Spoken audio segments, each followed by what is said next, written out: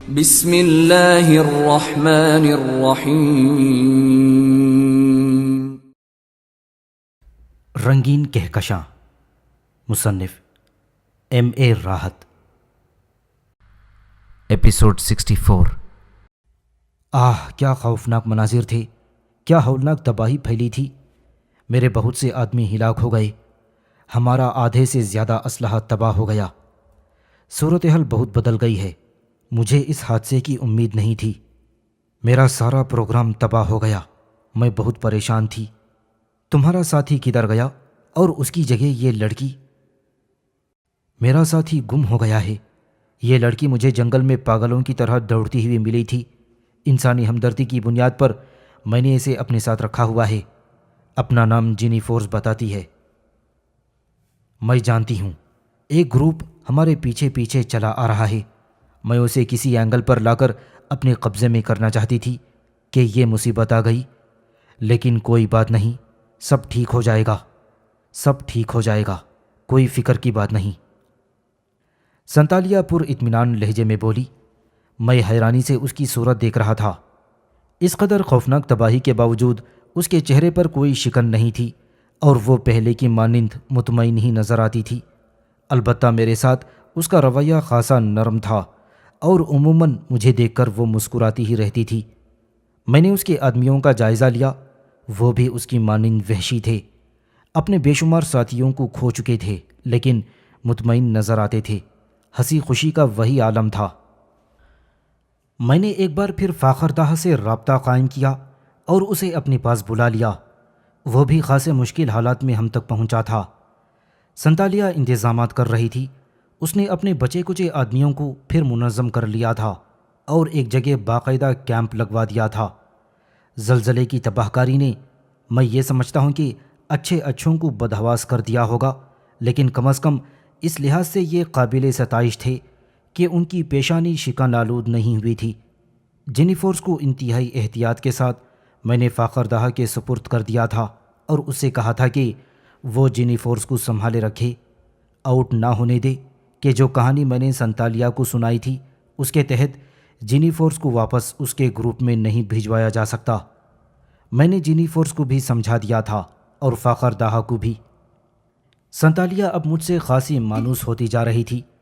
اس نے مجھے اپنی کہانی بھی سنائی تھی جو مجھے بالکل سمجھ میں نہیں آئی تھی، لیکن بہرحال میں نے اس سے اتفاق کیا تھا کہ جو کہانی اس نے سنائی تھی وہ یہ تھی کہ کسی زمانے میں وہ ایک گھریلو لڑکی تھی اور اپنے اہل خاندان کے زیر سایہ زندگی بسر کر رہی تھی کہ ایک بار ایک گروہ نے اسے اغوا کر لیا اور اس کے بدلے اس کے باپ سے تاوان طلب کیا۔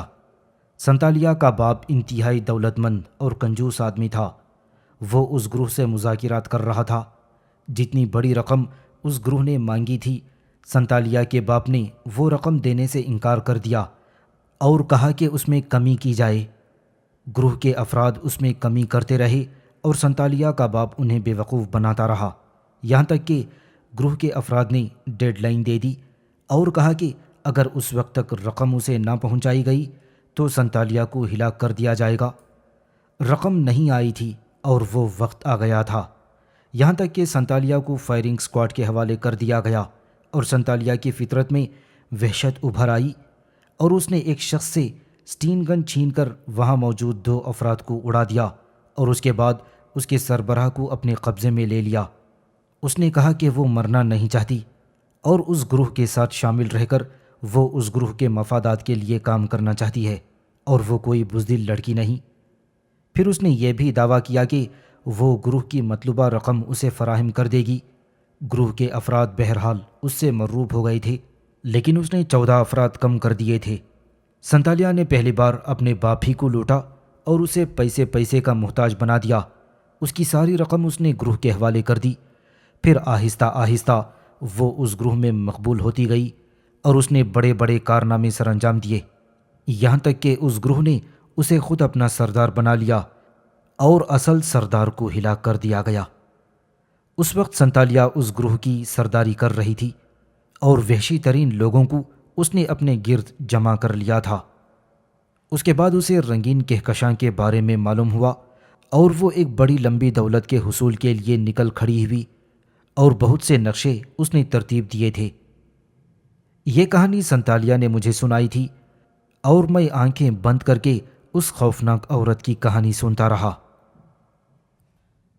تھوڑی دیر کے بعد سنتالیہ نے پھر کہنا شروع کیا، میں نے اپنے اوپر سے عورت پن کا خول اتار دیا ہے اور جیسی بھی ہوں تمہارے سامنے ہوں، لیکن کبھی کبھی میرے اندر عورت ابھر آتی ہے اور تم میری پسند کے مرد ہو۔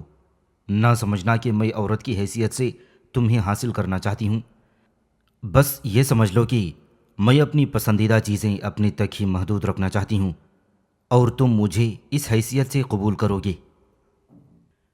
میں نے سمجھ لیا تھا، خیر میں بھلا اسے کیا خاطر میں لاتا، لیکن میں نے ذہانت سے سنتالیہ کو اس بات کا یقین دلا دیا کہ اگر زندگی میں کبھی کسی عورت کو قبول کیا تو وہ سنتالیہ ہی ہوگی۔ اب یہ الگ بات ہے کہ زندگی میں کسی اور کو قبول کرنے کا سوال ہی پیدا نہیں ہوتا، کیونکہ میری زندگی کے انداز تو بالکل بدل گئے تھے۔ پھر سنتالیہ نے مجھ سے آگے کے نقشوں کے بارے میں بات چیت کی اور کہنے لگی، جہاں تک میری معلومات کا تعلق ہے آگے کا سفر انتہائی خطرناک ہوتا چلا جائے گا، کیونکہ زلزلے کی تباہی سے ہم راستہ بھول چکے ہیں اور اس خوفناک زلزلے میں ان علاقوں کا نقشہ ہی بدل چکا ہے۔ لیکن پھر بھی اگر میرا اندازہ غلط نہیں ہے تو آگے چل کر ہمیں ایسے قبیلوں کا سامنا کرنا پڑے گا جو ان علاقوں میں پائے جاتے ہیں، جو بے حد خونخوار اور ذہین ہیں، اور سب سے بڑی بات یہ ہے کہ اسلحے کے استعمال سے واقف ہیں۔ انہوں نے جدید ترین اسلحہ حاصل کر لیا ہے اور وطن پرستی کا دعویٰ کرتے ہیں۔ یوں سمجھ لو کہ ان کا انداز ریڈ انڈینز جیسا ہے۔ ایک خیال میرے ذہن میں ہے سنتالیہ، اگر تم اسے پسند کرو تو… ہاں بولو، جب میں تمہیں پسند کرتی ہوں تو تمہاری کہی ہوئی ہر بات مجھے پسند ہوگی۔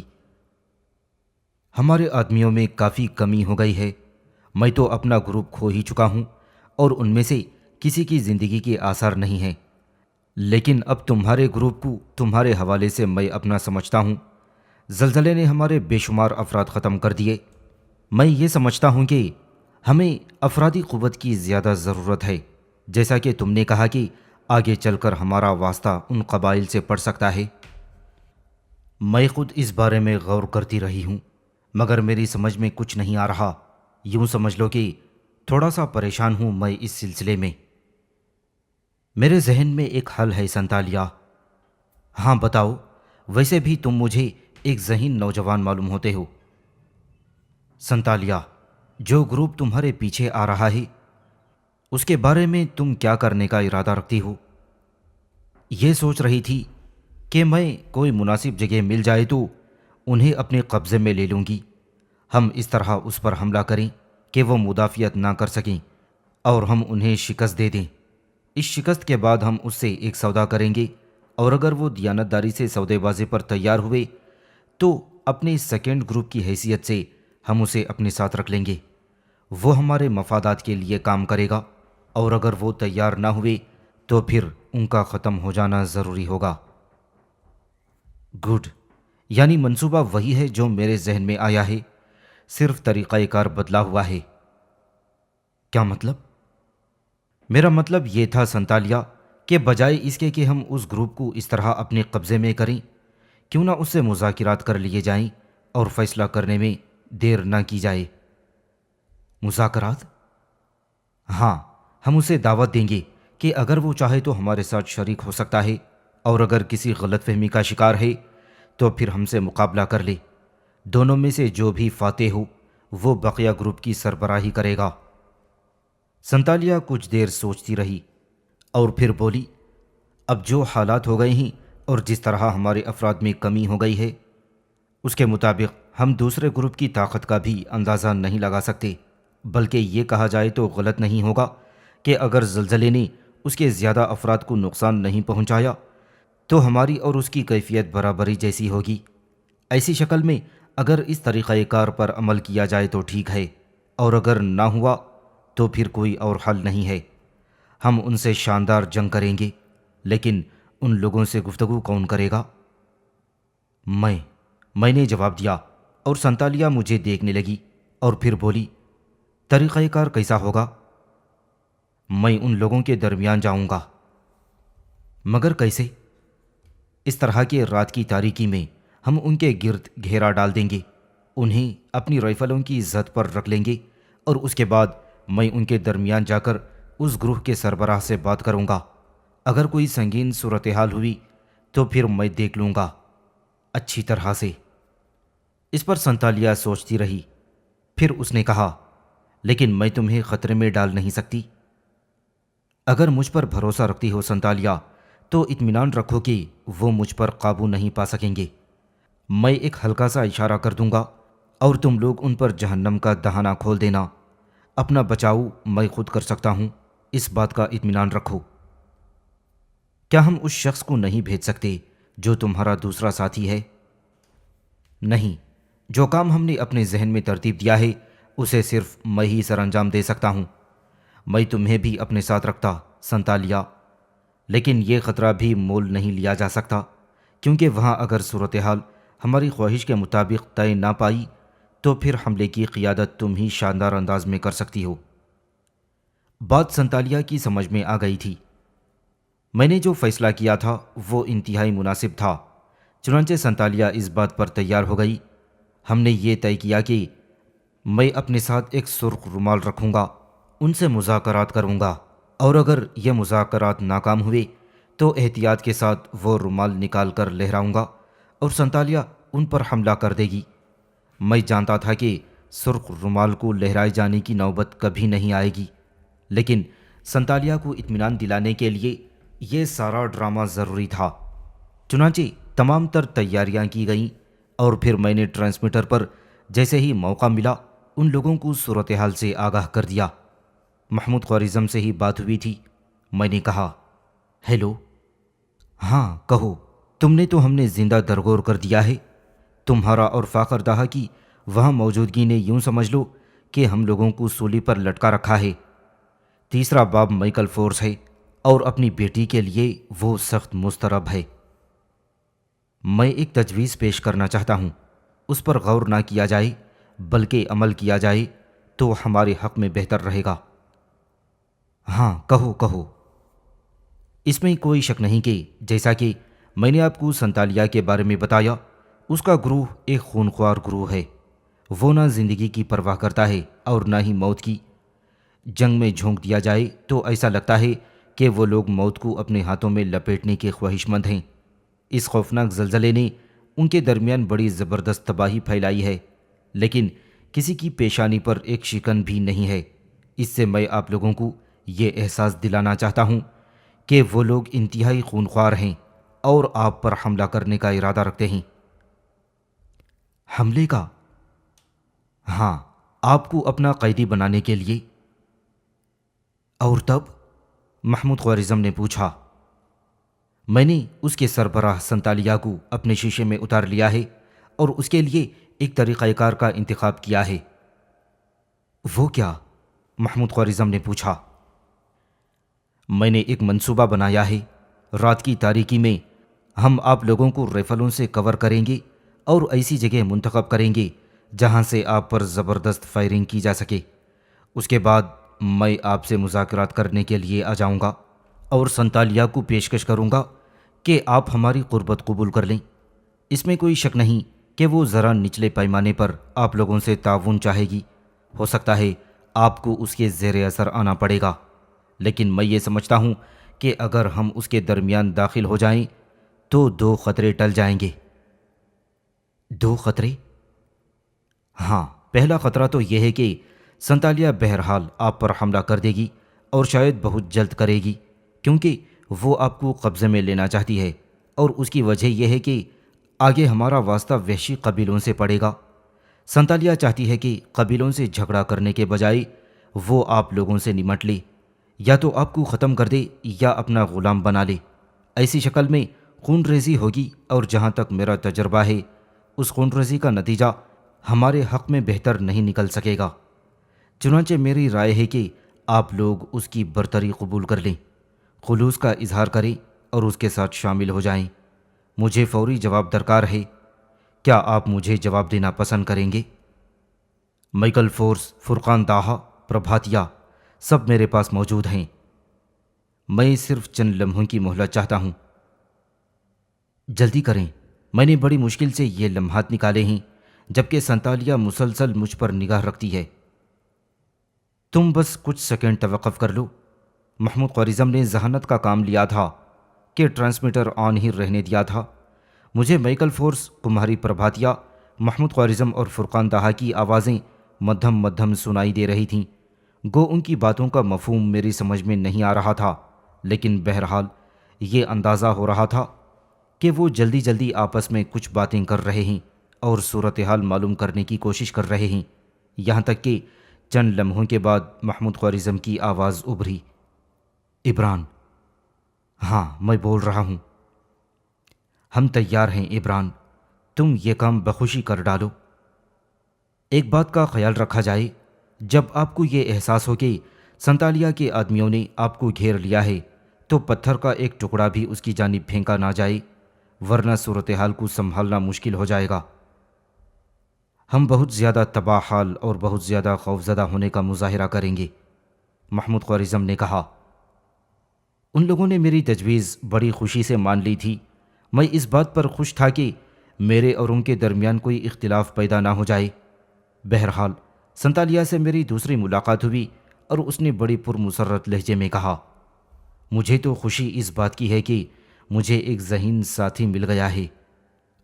یہ بھی ممکن ہے کہ تمہارا اور میرا ساتھ اس مہم کے بعد بھی جاری رہے۔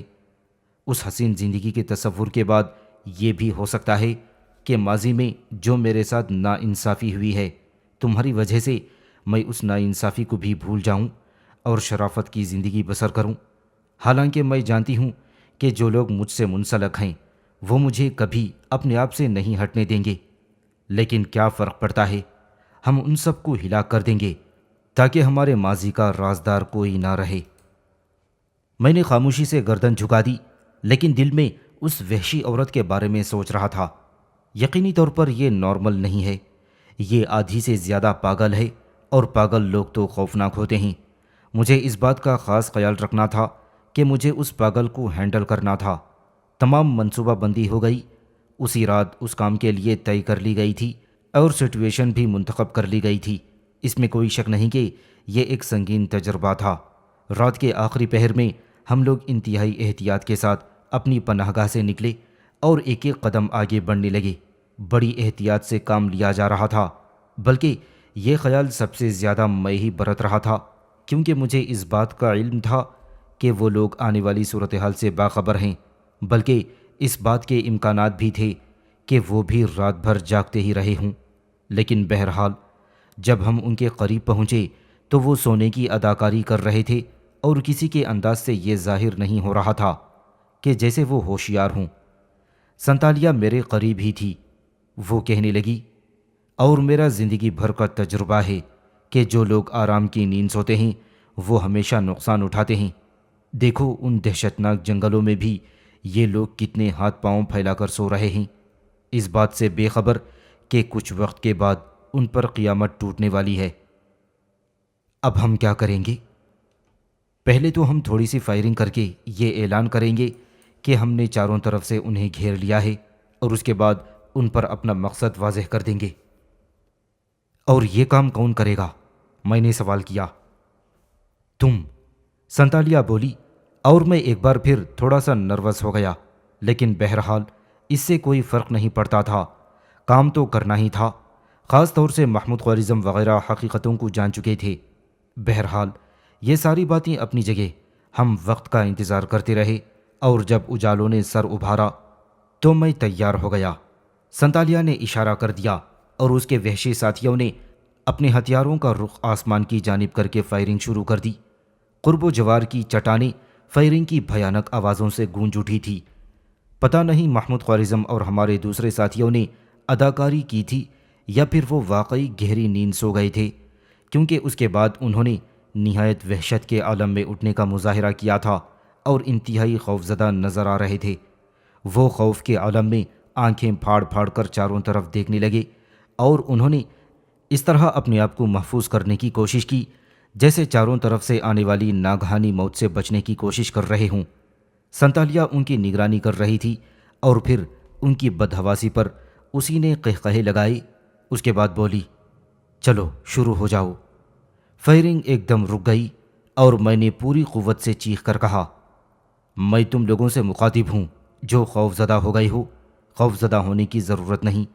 سب سے پہلے اپنی ہتھیار اس سامنے والے حصے میں جمع کر دو اور خبردار رہو کہ تم میں سے کوئی بھی دلیری دکھانے کی کوشش نہ کرے۔ ایک شخص کی دلیری دکھانے کی کوشش تمام افراد کو گولیوں سے چھلنی کر دے گی۔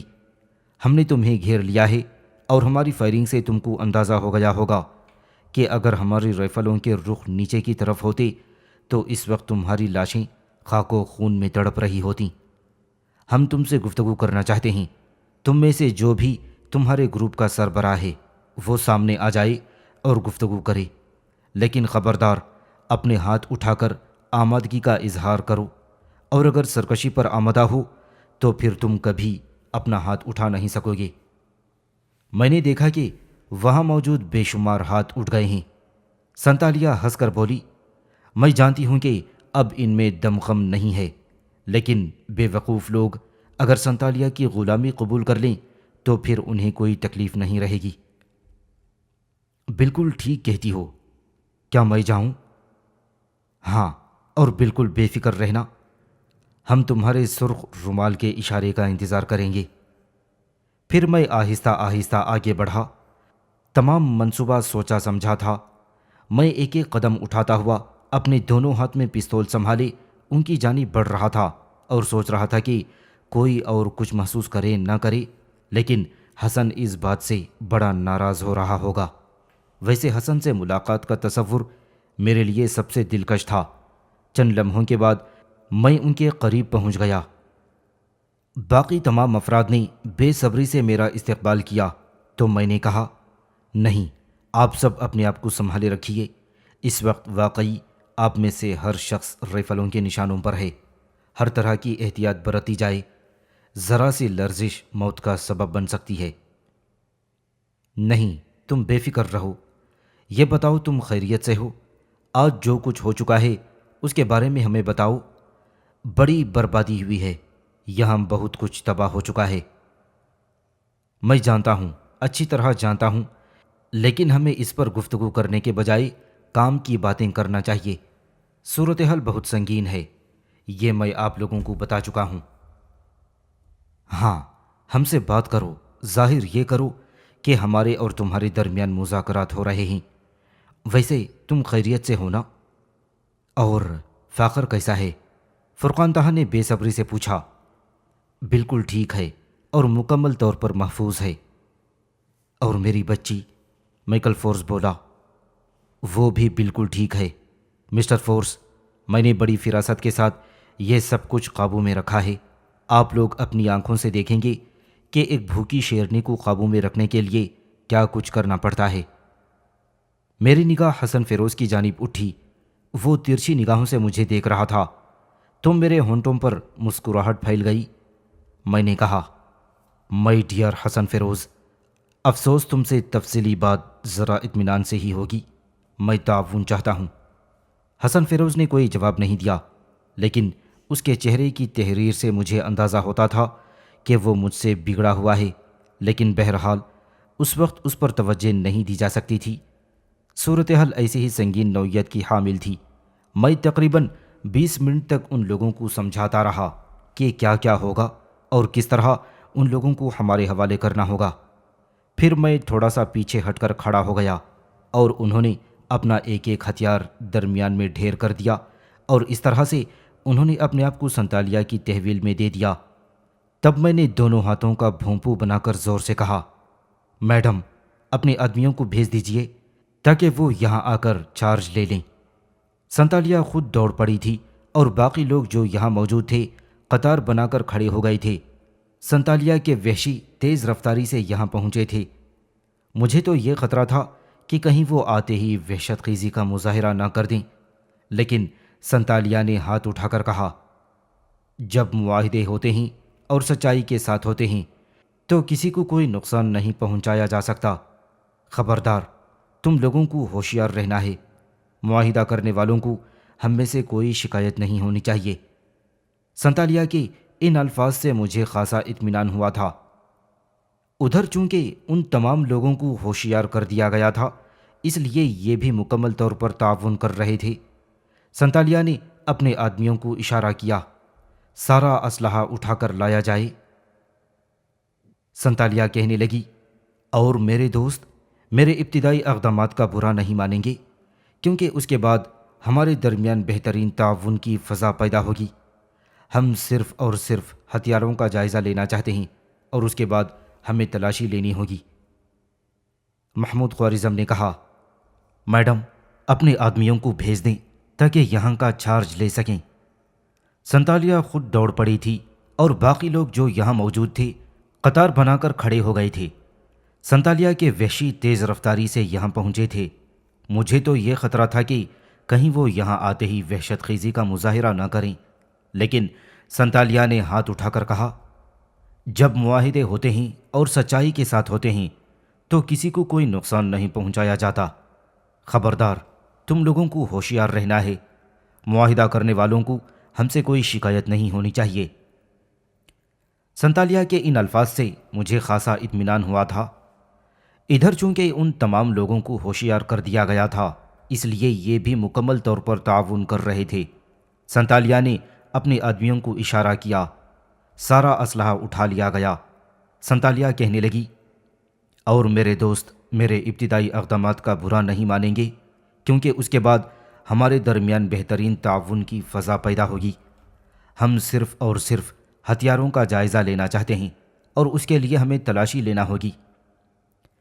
محمود خوارزم نے کہا، بات اصل میں یہ ہے کہ ہم آپ کو کافی پہلے دیکھ چکے تھے میڈم، اور ہمیں اندازہ تھا کہ ایک طاقتور گروپ یہاں موجود ہے اور کسی بھی وقت ہمارا اس سے تصادم ہو سکتا ہے، لیکن آپ یقین کریں، ہماری آرزو تھی کہ خوف و دہشت کی اس دنیا میں ہم کوئی اور خوف اپنے ذہنوں پر قائم نہ رکھیں اور سکون سے وقت گزاریں۔ بدقسمتی ہے ہماری کہ ہم اس زلزلے کا شکار ہوئے اور اس نے ہمارے بہت سے افراد کو ختم کر دیا۔ بہرحال ہم مکمل طور پر اعتماد دلاتے ہیں آپ کو کہ ہماری جانب سے نہ تو کوئی غلط بیانی ہوگی اور نہ ہی کسی قسم کا ایسا عمل جو آپ کو ذہنی طور پر ہم سے دور کر دے۔ بہرحال اسلحہ جو کچھ بھی تھا سارے کا سارا جمع کر دیا گیا تھا، اور اس سلسلے میں سنتالیہ نے کوئی تکلف نہیں کیا اور اسلحہ اپنے قبضے میں کر لیا، اور اس کے بعد کہنے لگی، آپ لوگ میرے معزز دوست اور معزز ساتھی بن چکے ہیں۔ ہمارے پاس خوراک کے جتنے ذخائر ہیں وہ مشترکہ ہیں، اس کے علاوہ ہم مزید خوراک جمع کریں گے۔ ہمارے اور آپ کے درمیان جو مشترکہ مفادات ہیں ان کے سلسلے میں آپ سے گفتگو کی جائے گی۔ میں صرف سربراہ سے تعارف چاہتی ہوں، باقی آپ لوگ جس طرح بھی مناسب سمجھیں سربراہ کا تعین کر کے اس سے گفتگو کرا دیں۔ آپ اطمینان رکھیں کہ میں یا میرے ساتھی آپ کو نہ تو نقصان پہنچانے کے بارے میں سوچیں گے، نہ کسی سے عدم تعاون ہوگا۔ سنتالیہ اپنی وحشی فطرت کے باوجود بڑی نفاست سے گفتگو کر رہی تھی، اور یہ بات باعث حیرت تھی۔ بہرحال یہ لوگ یہاں سے منتقل ہو گئے اور اب تمام لوگ ایک جا تھے۔ بعد میں مائیکل فورس کو سربراہ کی حیثیت سے سنتالیہ کے سامنے پیش کیا گیا۔ جینی فورس مائیکل فورس کے پاس چلی گئی تھی اور مائیکل فورس کو بڑے جذباتی انداز میں اس سے لپٹتے دیکھا گیا تھا۔ میں حسن فیروز کی طاق میں تھا۔ کافی گھنٹے تک حسن فیروز مجھے نہ مل سکا۔ بعد میں وہ بڑا روٹھا روٹھا سا میرے پاس آیا۔ میں نے کہا، حسن، کیا قیامت بیتی ہے ہم لوگوں پر؟ واقعی اس مہم میں تو کرنل ہمایون نے ہمیں مروا ہی دیا تھا۔ کون کرنل ہمایون؟ کون ہو تم؟ حسن فیروز نے کہا، اور میں ہنسنے لگا۔ پھر میں نے کہا، حالانکہ تمہاری اس ناراضگی کا کوئی جواز نہیں ہے۔